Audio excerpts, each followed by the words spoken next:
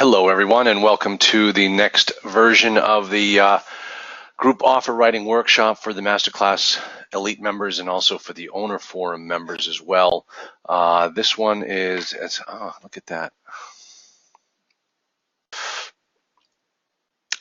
Hey, everybody, this is Charlie Dobbins, and I want to welcome you to the next episode in the Masterclass Elite and the Owner Forum's group offer writing workshop. This one I've entitled, just for a little fun, How to Draft a Letter of Intent in 1 hour or less. That's really what I'm trying to get you to understand, is that you can do this in less than an hour. And once you get used to how to do it and what you're looking for, it is not going to be hard to do. You know, I'll tell you something, folks. And I love, you know, if you've been following any of my recent presentations, you know that I am taking flying lessons, and I'm getting very close to soloing. But I remember the first time I went up in a plane, and I thought to myself, there's no way I'm going to be able to master this. There's so much going on. I can't do it. Now, after 11 hours behind the stick of a Piper Warrior, I'm able to, I know exactly what needs to be done. I do it automatically by repetition. And that's exactly what's going to happen with you just as you go through more and more of these property packages, and it'll make it a lot easier to understand how everything works. So that is my objective with you with these offer writing workshops, is to make it easier, make it second nature for you to get started. All right, so as usual, I'm always going to tell you that I'm a lawyer. I'm not your lawyer. So get yourself a lawyer. You know, I'm only licensed in Massachusetts, but all of my students in the master class of the Owner Forum are consulting students. You are not my law clients. So that is the big difference, and I'm very clear about that. I don't want anybody to come back and say, well, you were acting like my lawyer. No, I'm a lawyer. I'm not your lawyer. Get a lawyer. Okay, so the property that we're going to be looking at here happens to be in Lexington, Kentucky. I used to own property in Lexington, Kentucky. Had some tough goings in Lexington. I can give you my opinions off air about Lexington, but right now we're going to be going through this property, Tarleton Crossing. It's a 124 unit property. So let me jump on over to here for a second, and let me just pull up the property package and show you what we've got here. And let me just let it come. Okay, here it is. All right. This is a property from Sperry Van Ness, good brokerage house, obviously a retail brokerage house, which means that this is not an off-market deal. I don't care what they tell you, this is not an off-market deal. Here is the welcome center, and they're asking $7.385 million. My property that I owned was 222 units. About 100 units more than this one, and back in 2008 we paid $7.25 million for it. So, you know, ours was a C+ property. Let's see how this one changes and what the big difference is here between the numbers, because that's a pretty big swing. So here it is.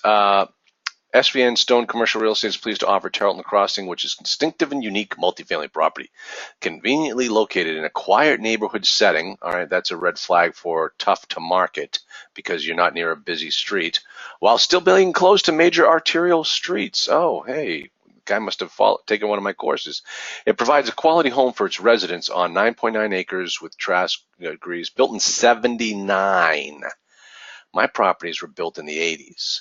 Its 124 units are in excellent condition with many upgrades, including fully equipped kitchen, spacious floors, ceramic tile floors, ceiling fans, central HVAC, window coverings, blah, blah, blah, washer and dryer hookups in some 2-bedroom units. Okay, that means we're going to be looking for laundry income somewhere, because not all of the units have washer dryer hookups, so we should have a laundry room that we can get some income from. Its 220 parking spaces afford additional convenience for its residents. Extensive capital improvements on a continuing basis, including total roof replacement on all buildings in 2013. No deferred maintenance on the property. No deferred maintenance. on a 1979 construction property. Property has professional on-site leasing personnel and full-time maintenance staff. Not only is this property stabilized and cash flowing, but there are opportunities for a value add element to enhance future profitabilities, which is detailed in the document tab of this website. Okay, I don't think I have that document tab, so we'd have to try to figure out what this guy's value add proposition is to the property. Okay, a couple of things jump out at me right here. Built in 79. I don't care what you do to it. It's built in 79. And people that are looking to move into a nice place will see, no matter what you do it, no matter how much lipstick you put on this pig, it was still built in 79. That is something you can never change. So that's going to have a lot to do with the value of this property and what it can support. Okay, now, we're going to come back to this particular page here. This is a very important page to get us started on our cash flow analyzer software. But one thing I want you to note, he's got this thing called minimum rent and maximum rent. I've never seen it listed as minimum and maximum. I've seen it listed as a market rent and scheduled rent. Which tells you what the maximum is available in the market, the market rent, that's what we should be charging, versus what we're actually getting on the property. So when we do our analysis, I'm going to use this maximum rent as the gross potential rent, and I'm going to use the minimum rent as the actual scheduled rent that we're collecting for each one of the properties, for each one of the units. So that'll make more sense to you when I get to that particular section. The deposits, okay, great. They're collecting deposits. That means if you bought this property, you should be getting a check, security deposit check for $25,400 at the closing table. That's not your money. That's actually, it'll begin showing up on your books as a liability. All right, so that is it for this particular section. There's a pretty picture, and as you can see, it truly is in a residential neighborhood, which might not be that good. I mean, look at that. You have to know where you're going to get onto that street. And it might even be a one-way. Look at the cars are parked the same direction on both sides of the street. That might be a one-way, which makes it even harder to get in there. Okay, pretty pool, sparkling pool. They're all sparkling. There's that laundry room that we were talking about with that'll give us some income. Holy cow, look at that. Looks like it's a golf course. I wonder if there's a golf course right there.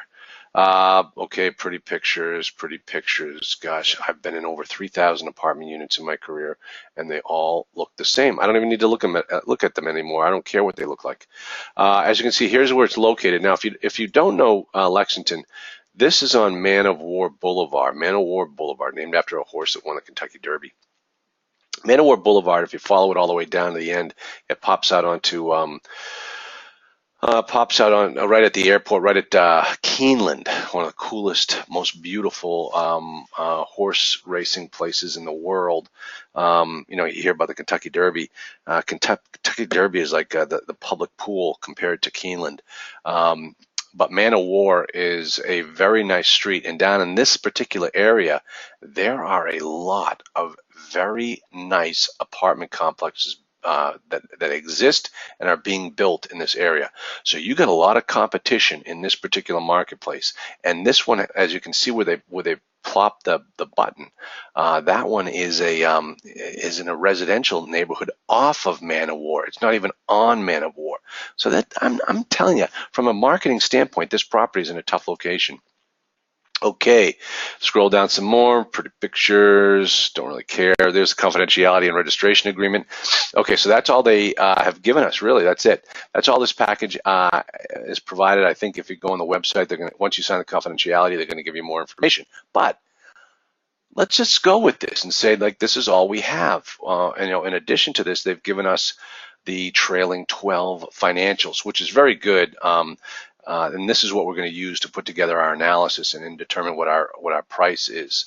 As you can see, it's all 12 months of the year, which is for 2015, and obviously we're in April, so we're 4 months. Just finished the first quarter of 2016, so we'd want to get that updated information. But we're just going to go with this information right now. Okay. And it comes down to right here. Look at this. It's net operating income. That's the number that we're driving for right now. We're saying they're 383. Now, it gives you some wrap up here of total net income, and also the other items, accounts receivable, security deposits. They just keep track of everything right here. Shows you the total cash flow of 142,000. And then as you can see, they're already paying, they're taking the mortgage payment out of this. So this cash flow is net of the mortgage payment. So, but the thing, all we care about right here is the NOI, okay? Now, what's the cap rate on this property? What is the cap rate on this property? Can anyone tell me? You should be able to, because look at, we all know the formula. The cap rate is the NOI divided by the purchase price. What's the NOI? It's 383,772. Okay, what's the purchase price? What are they asking for? They are asking for 7,385. Okay, let's do the math. I got my little trusty calculator right out here. 383,772 divided by 7,385, 123, equals 5.2 cap. Ooh. Remember how I told you at the beginning of the conversation about how my property was 7.25 and had 222 units? So that's a real shift in the numbers. 5.2 for a 1979 construction property in Lexington, Kentucky. I'm not buying it. John Brana, I think I know John Brana. I think I've spoken to him before. A very nice guy. Yeah, as a matter of fact, I have spoken to John before. Very nice man. And this smart guy too. Look at this guy's got a CCIM. Best designation you can have in the multifamily business, unless you're a lawyer. But John's a great guy, and I bet you show this to John and say, John, 5.2 cap on this property, and he'll look at you and just kind of roll his eyes and say, I know this is what the seller is trying to get for the property. I don't think the seller's going to get it. So let's get started. We're going to use this page right now while we do our analysis. First thing we're going to do is go over here to the cash flow analyzer. The guy's looking for 7,385,123. There's a purchase price. We're not going to put any initial improvements. Remember, the guy said that everything's taken care of. Closing costs we can put in later. Right now, I'm going to just keep it as a very, very bare bones analysis. If the numbers look good or I can get it where it needs to be, then I'm going to come back in here and really start to stress the property by making it look more and more like what it would look like if I had to do this deal. All right. So now, remember, they said a 5.2 cap. All right. So I'm going to put a 5.2 cap in here. I'm going to leave the 6% in. Now, I'm going to stick with a 25% and a 75% LTV. Because it's a 1979 construction property. I'm going to go with an interest rate of about 4.5. And I'm going to keep it. I really should go to I really should go to a 25-year AM because the property's 1979. Lexington, Kentucky is a good marketplace, and they're looking at these. Fannie Mae is not looking at this as a pre-review area, so you're probably going to get if you were to go and get government paper, agency paper, it would look more like a 20% down with 4.5%, maybe 4.3% interest and a 360-year amortization schedule. But here I'm going to stress the property a little bit. I'm going to make it look a little harder. And let me tell you something, folks. One of the things that we need to understand as multifamily investors is that one of the ways that we make our money, and there are so many different ways to make money in this business, and one of the ways that we make our money is to have our tenants pay down our debt every single month. So if we can do that, we can set this property up so that they pay down more and more of the debt faster. We get a better internal rate of return when we go to sell this property. We get more cash out of the property than we did before. So instead of looking at everything as being what's the cash on cash return, how much can I pay my investors? Well, I tell you what, why don't we plow the money back into the property to keep the property as being a very conservatively minded, not over leveraged property. So let's stress the property at a 25% down deal and see how that looks. It's not all about getting paid today in this business. You can get paid tomorrow and you'll do just fine. Okay, now this is where it gets interesting. This is where we're going to jump back and forth between the that other screen right here. Nope, wrong screen. We've got, what do we got? We got a studio, 24, 1 bed, 1 bath. We have 64 and 2 bed, 1.5 baths, 36. And then I'm going to use the max rent. So I'm going to use 525, 640, and 795. Okay.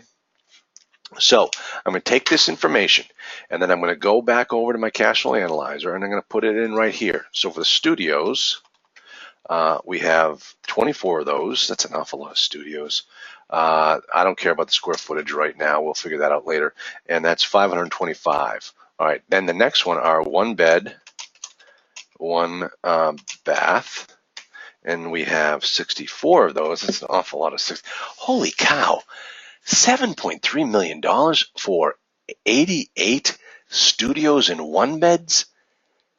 Wait a minute, hold on a second. If we're doing 7,385,123 divided by 124 units, that's $60,000 a unit. You can buy a house in Lexington for $60,000. And here we're going to buy all these studios and 1 bedrooms. This thing's not a deal, folks. I haven't even looked at the numbers. I'm telling you, I don't like this deal. I wouldn't want to own this property. Sorry. Hope I didn't offend anybody, but that's the way I look at it.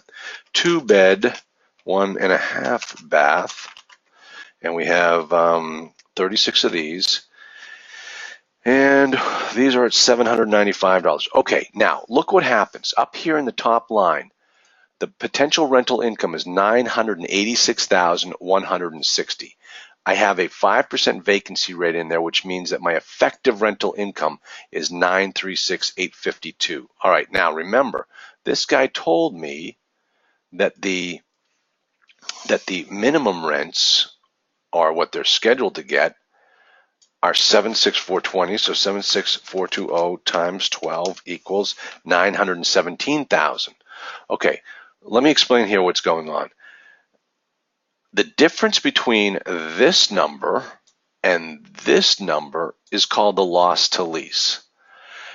Add to the loss to lease the physical vacancy, the economic vacancy, the physical vacancy, economic vacancy, delinquencies, collections, bad debt, managers' units, all of these things that I call it, and as you've seen in my presentations, income reducers. They all go towards reducing the value of this property, reducing the income available in this property. So here between these two, I've got a difference, a considerable difference. Now, what I'm also going to do, but this is just on the loss to lease. This isn't taking into consideration the physical, economics, all those things I just named. So I'm going to double this number. I'm going to say that the difference between these two figures is actually more. So what I'm going to do, and just follow me at home, I'm going to say that 76,240 or 420, 76,420 times 12 equals that 917. Okay, now 917 minus the 986 minus 986, 160 equals 69,000. So I'm going to double that number just to be conservative here, and I might not even be being conservative. So that it's $140,000. So the thing is, the difference that I want to see between the potential, the best case scenario, and what they're actually collecting is $140,000. So in order for that to happen, I've got to take this $986,000, 160 figure minus 140,000. And I want to show that this property is actually only collecting $846,160. Oh, wait a minute, hold on a second. What am I talking about? I've got the trailing 12. I've got the trailing 12. What do we have here? Rental income, 812. Holy cow, hold on a second. Employee concessions, total rents. Holy cow, folks. I take back what I said. Remember how I said 140, I was being conservative? I'm not being conservative at all. 812,000 employee concessions. $807,000 is what they actually collected in cash last year. All right, let me show you what that means. When we come back over here to this 986, the property could generate, if it was being run well. Let me just jump back one more time. If it was being run well, and as I say, if we lived in Never Never Land and this property got 100% occupancy, everyone paid their rents on time. Everybody, no one was vacant. Nobody had moved out. For 12 months, everyone paid the market rents. This property would generate $986,000. You just saw the trailing 12. You just saw the fact that last year they collected $807,000. They collected $807,000. They went from $986,000 potential down to $807,000 cash. Big difference. How do we account for that difference? Right here in the vacancy rate. Now, this is one of the issues. If you followed me, you know exactly what I'm talking about. Doug Rutherford's software kind of lumps all this stuff together, all of those bad debt, economic vacancy, physical vacancy, and we put it all right here in the vacancy rate. So I need to put a vacancy number in here that is going to bring this 936 down to 807. Let's start with 20. Okay, 20 is too much. Let's go to 15. 15 is too little. Let's go to 17. Let's 818. No, we're going to need to keep going down. 18. Right there. I'm going to leave it at that for now because that's close enough. 808 versus 807. This property is running at an 18% vacancy rate. Now, do not walk up to the broker and say, hey, this property is running at an 18% vacancy rate. Because John Brana is going to say, you don't know what you're talking about, kid. And he's right, but the fact of the matter is that this factory is running at an 82% efficiency number. This property is running at 82% efficiency. It's your job. There's one of your value add propositions is to get this property to run better. Get it up to 90. Then you've increased these numbers by 8%. So that means, this thing is not a cream puff. This thing is not like, running great. We're losing 18% of the potential every single month. And that explains for, it's a 1979 construction in a very tough marketplace in there because you got a lot of people, a lot of nice Class A properties going up right there in Man of War. And I think this guy's overpaying for the property. All right, so then what other income do we have? Let's go take a look at our trailing 12 figure. I'm just going to throw these numbers in here. Look at pet fee. He's got monthly pet rent of $10,000. Wow, that's pretty good. An awful lot of pets. Application fee, that seems okay. Late fee. All right, yeah, I got a lot of fee. What's this 23,000? Water. Okay, so right there, folks, water and trash. So he bills back to the tenants part of the water and trash bill. All right. Short-term leases, he charges a premium if you're under a year lease. Okay, that's a good thing to do. Laundry income, he makes $14,000 a year there, and miscellaneous income. So all of this extra income, let it go. Let me move my screen over here a little bit. All this extra income we're going to add in together. So he's got 47,073 plus total operating income. We've added that together. Okay, plus the 14,244 and the miscellaneous. I'm not going to leave the miscellaneous out of there. So we're looking at 61,317. Divide that by 12, and I've got $5,100. So I jump back over here to the cash flow analyzer, and I'm just going to other income. We're going to just dump it all together. Now look at, I'm putting it in as a monthly, okay? And I see this number of inputs. I always drop that down to 3. It just makes it a little bit more workable. He's got all of these it says monthly amount right here. So when you put it in monthly, it's going to automatically calc out for you. Now you realize it doesn't show up anywhere here. It's going to show up on the cash flow analysis page because what we're dealing with here is, at the top of the page, we're dealing strictly with rental income, and down the bottom, we're dealing with other income. So that's going to appear correctly in the cash flow analysis section. All right, listen, the income is now done, and we've done it correctly. So now we've got a very good picture of what's going on in this property. It's running at an 82% efficiency. He's got a lot of other income in there, and he's got an awful lot of ones in studio apartments that we're paying almost $60,000 a unit for. Ugh, I don't like that. All right, so let's get over the expenses. This is the fun part. What we're going to do is we're going to take this first expense, payroll, total payroll. He's got down there at $120,163. That's probably right on the money. $120,163. Come down here, $120,163. Now what I'm going to do is, you can see I'm not going through each one of these line items. He's got advertising, $8,000. Okay, we're going to put that in there. I'm not going to put in all of the line item, payroll, advertising, auto and travel. Wow. That's a lot for travel. What the heck? As my kids would say, what the heck? What the even heck?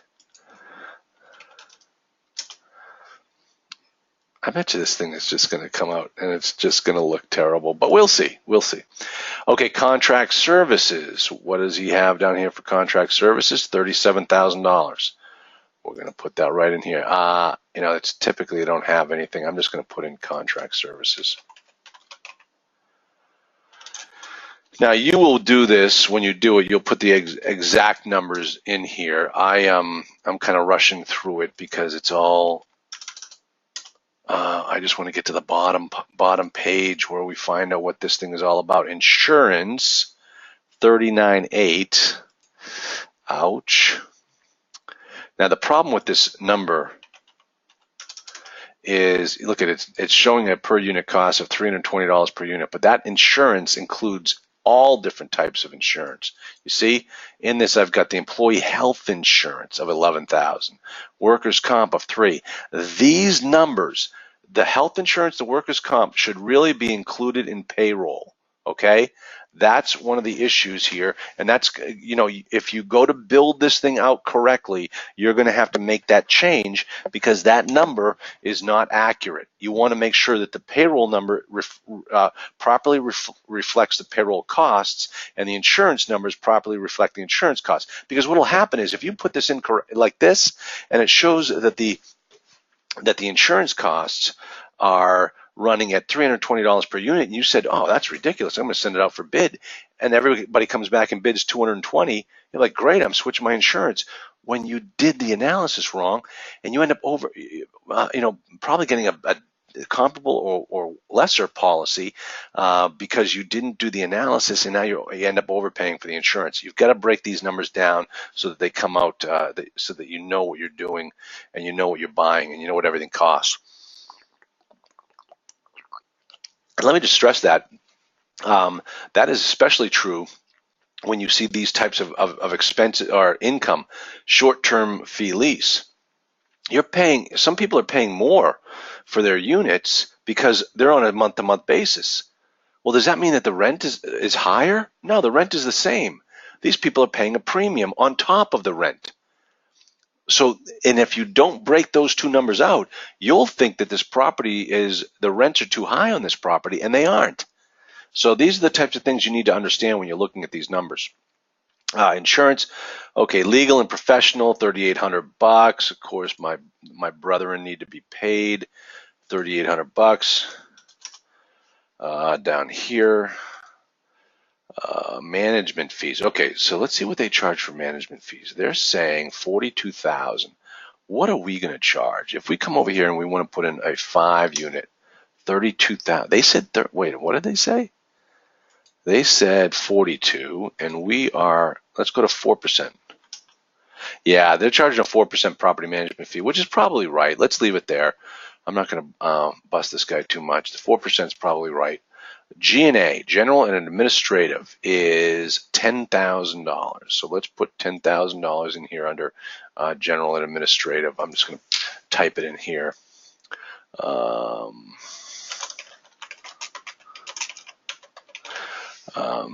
That's okay. So we'll put in 10,000. Oh, and I'm not going to go through this too much on the rules of thumb, just on those things that are glaringly missing. Total taxes, 60,000. Taxes right down here, property taxes. Now remember, you got to break these things out. I'm lump summing it under the 60,000, and over here you can see they've got the rental tax authority of 3,300. Probably the right thing. 60 is probably the right number. You don't have to break anything out, but you just want to make sure you understand what each thing is costing you. Total utilities, 76,000. Oh, what the heck? What the even heck? That means we're paying the utilities. You notice he didn't comment on that in the package, but it's $76,000. That might be close to us, being an all bills paid property. I'm going to stick $76,000 in here. Well, per unit, $600 divided. Yeah, $50 a unit per year. Geez, that's a red flag for me. If this property is an all bills paid property, this is a strong C-class property. This price is ridiculous. Okay, then he's got other in here. How much do you have for other? $8,300. Let's just put it in there. I want to make sure that this is accurate. Other $8,600. Put in other miscellaneous $8,600. Now, take a look at this last part. Capital expenses. He's got all these things down here under the capital expenses. He's actually putting these numbers above the line. $35,000 of capital expenses he's putting above the line. Now, okay, I'm going to include these above the line, and let me explain why. One of the biggest expenses is $21,000 for flooring. Folks, flooring is not necessarily a capital expense. When you go to do a turn, you might have to replace the carpet. Is that a capital expense or is that an operating expense? It's really an operating expense because some of these units, you got to replace those carpets every time somebody moves out. So does that become a capital expense? No, that's an operating expense. So I'm going to include the $35,000 under repairs and maintenance. Let's see, maintenance, $35,000. And then we go back to here, and that's it. Okay, we're done. We're done. Now we get to see how this deal looks. Look at the expenses work out to be 51% expense ratio. Okay, so I've got a problem with that. And here's what, if you were doing this deal, this is what would be the red flag that you would have to go back out and confirm. You would go back to the broker, and the first question is, who's paying the utilities on this property? The owner, me, or the tenants? And he'll say, oh, they bill back for water and trash. Yeah, that's nice, but what about the gas and electric? Who's paying that? And I can tell you, folks, from my experience in Lexington, Kentucky, if it's a C-class property, it's an all bills paid property. And therefore, the owner is paying the utilities. And if the owner is paying the utilities and this thing becomes an all bills paid property, a 51% expense ratio doesn't fly. It doesn't fly. And what it means is that we got a lot more expenses in here that we're not accounting for.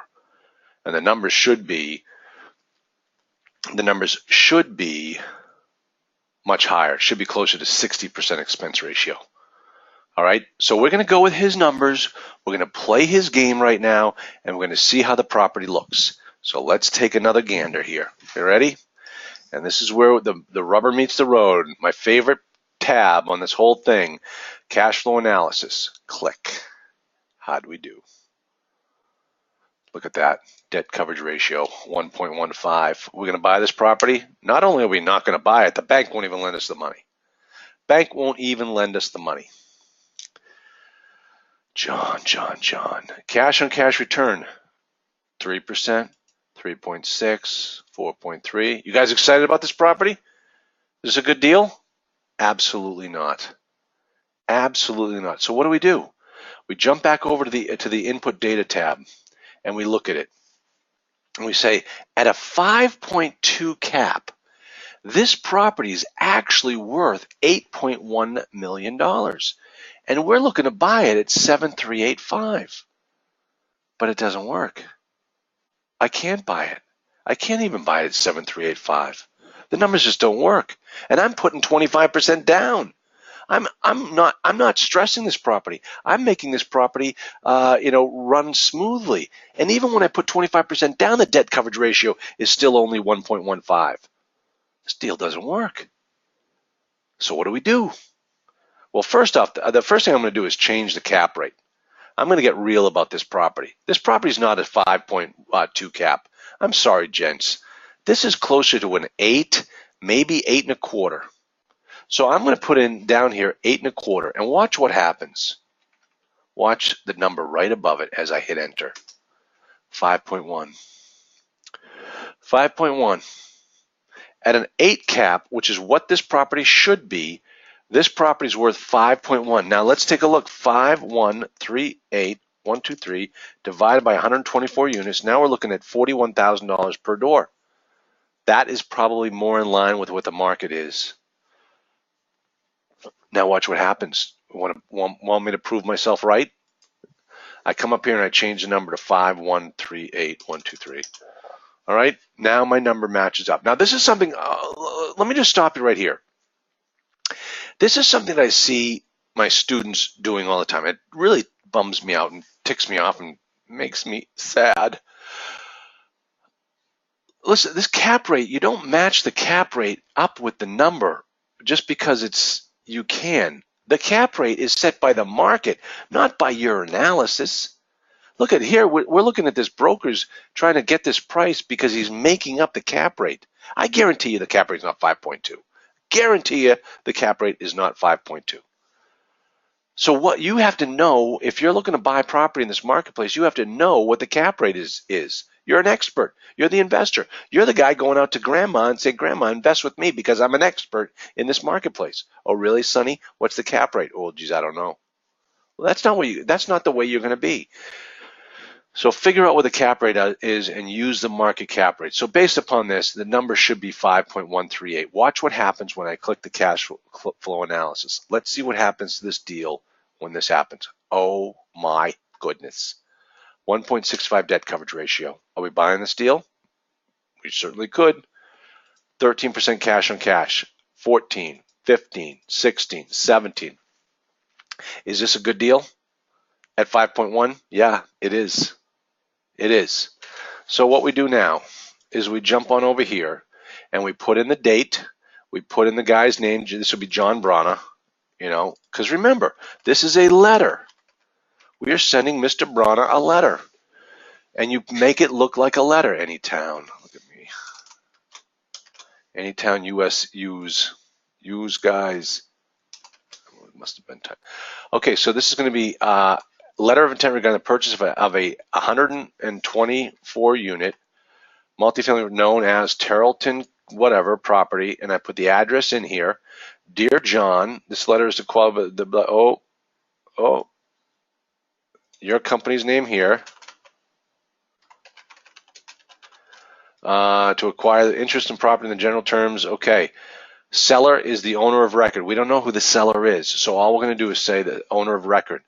The purchaser, that's us, and or signs. And listen, nobody should ever give you a hard time about and or signs. I know some of you guys come from the single family side and they cross out the assigns. Here in the multifamily world, it has to be assigns because you're never going to own the property in the name of the entity that you're actually that it is today. I mean, you're probably going to call this thing Tarleton Woods Commons Apartments LLC. But what happens if you never buy the property, but you already set up the LLC and you paid the money? Nah, that's not how it works. Name of the property, purchase price, no additional debt. Now remember, if we're doing an assumption, we'd put in a lot more information here. Earnest money deposit. Here it is. You fill in the blanks. Closing date, 15 days after the expiration of the financing period. Escrow agent determined by us. Title company determined by us. Title insurance, all the rules and restrictions. Survey, who's paying for it. Inspection period, 30 days after the end of the effective date. Well, we're going to define what the effective date is in just a moment. Actually, I think we already did. Due diligence information, environmental review, right of entry. This is the long form LOI.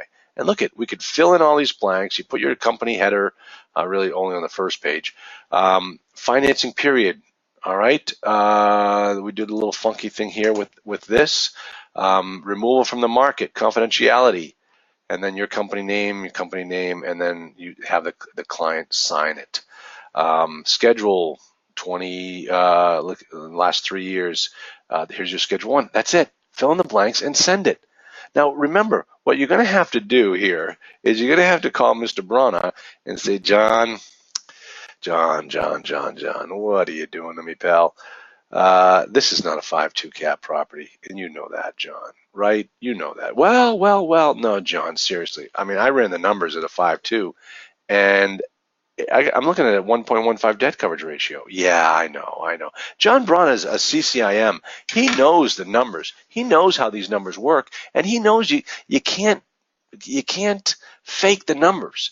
If you try to fake the numbers, you're going to lose the property.